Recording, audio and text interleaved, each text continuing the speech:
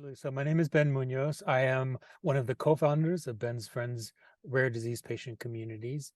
And the founding story kind of goes all the way back to 2006. So in 2006, I had a brain aneurysm out of nowhere. I was up to that point a healthy 29-year-old student, and so I had this brain aneurysm. And the brain aneurysm, because of it, I found myself in the ICU and confronting all these challenges that a patient has about confusion and kind of confusion and fear.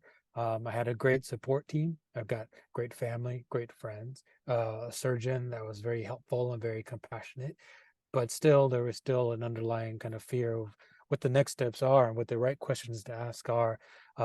So I went online, just like you might do today, but back then, this was 2006.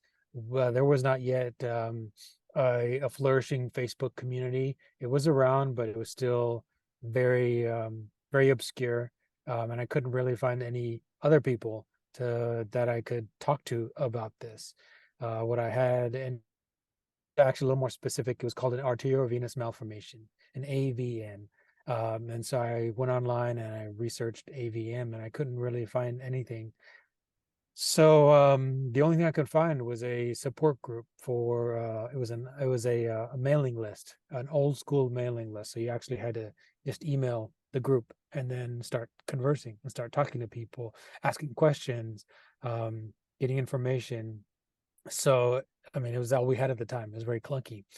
So I talked to a friend of mine, and I saw what may be a possibility of creating my own website. And so, but since I had a background as a software engineer, and I was able to kind of put together some kind of working website where I could, it was like an early form, not a, actually, it was like a Facebook, but just for this rare disease. And so that was the website that I created is one website with a community, um, and um, and I spread the word to I went out and tried as best as I could to spread the word and try to find it, because obviously it was pretty hard to find um, patients out there with this rare disease, is AVM, but I was able to find some and invite them to our website, and then they became a little bit of a community, and over time it grew a little bit bigger. We had some in-person meetups, so I was able to meet for the very first time, and other people too,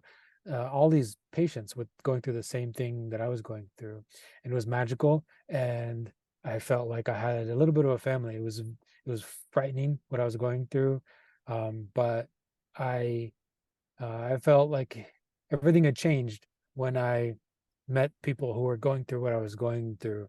And so the magical part of this came when my friend from school, his name was Scott Orn, he saw what we were doing, and he just finished reading a book called Tribes by Seth Godin.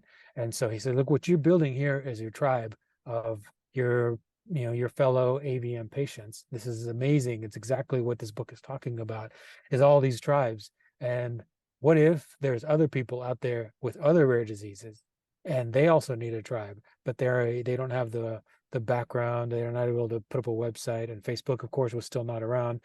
So how about if you put together websites for other people with other rare disease? And that was the birth of Ben's Friends Patient Support Communities, with our very first community in 2007, followed by our second and our third, and the next year that followed.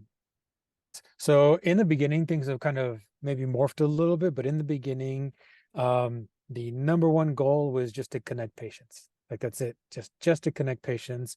Um, and so that means that we needed to have a very easy to use website, very warm and friendly moderators, which I think is probably where a lot of other communities get caught up, get kind of derailed, I would say, because there's lots of communities out there. Even in fact, today there's Facebook.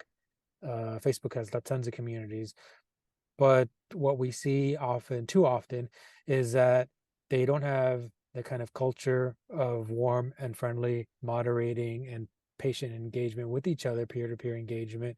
And so that was the goal, was to have connecting patients together and in a warm and friendly environment online.